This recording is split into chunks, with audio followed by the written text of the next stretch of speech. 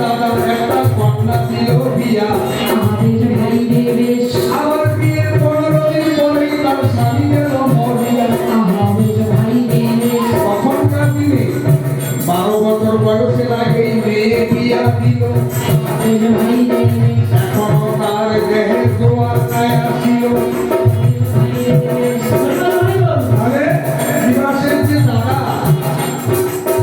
দাদার মেয়ে বিয়ে দিল, বয়স 12 বছর হয় নাই, তার দেহে জোয়ার আসেনি। এই অবস্থায় তার স্বামী মরে গেছে। স্বামী মরে যাওয়ার পরে এলো বাপের বাড়ি। আগের দিনে আর বিয়া হইত না ব্রাহ্মণের নারী। জাতিতে ব্রাহ্মণ, আগের দিনে ব্রাহ্মণের দ্বিতীয় বিয়ে ছিল না। অন্যান্য ক্ষেত্রে ছিল, কিন্তু ব্রাহ্মণের বাড়িতে একদম মানা।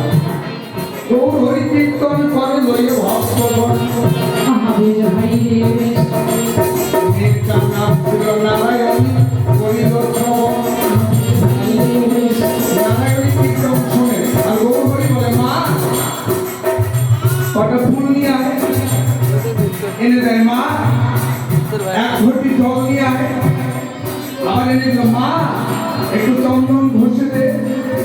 মা একটু ধূপকাঠি জ্বালায় দে। এই যে মা মা মা। নারায়ণী দূরে গিয়া চোখের জলে ভাসে।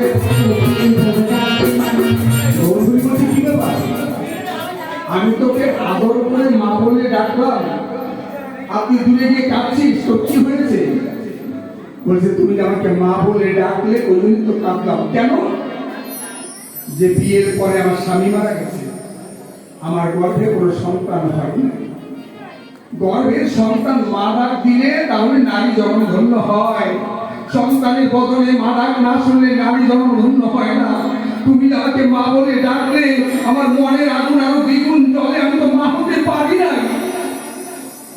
বলতে বলতে চোখের জল ফেলে যখন কাঁদে, গৌর হরি হচ্ছে কল্পতরু। কখন যে কিভাবে কৃপা করে এটা কেউ জানতো না। কয়েকদিন পরে একদিন হইল কি ঘটনা। গৌর হরির সেবা হইল সঙ্গে ভক্তগণ। সেবার পরে ওই যে পান তাম্বুল গৌর হরি মুখে দিয়ে মাথাটা ধরে গেছে। কোনো কোনো গাছে সুপারি আছে না, মাথা ধরে, এমন মাথা ধরলো, ওইটা বের করে পান সুপারি স্তর্বিত অবস্থায়, নারায়ণী মা আয় তো, এই সুপারিটা খেয়ে মাথা ধরে গেছে রে, এটা ফেলে দিয়ে দূরে নিয়ে। নারায়ণী বাড়ির বাইরে গিয়ে ভাবছে, গৌর হরি প্রসাদ মুখামৃত, এটাকে আমি ফেলে দিব না। কেউ না দিয়ে ভক্তি করে সেই প্রসাদ যখন সেবা নিল, সেই দিন থেকেই তার গর্ভ রক্ষা হল। একবার 2 মাস 3 মাস গেল, লোকের অপকর্ম করে বিধবা, অপকর্ম করে গর্ভ বিধবা ব্রাহ্মণ। লোকের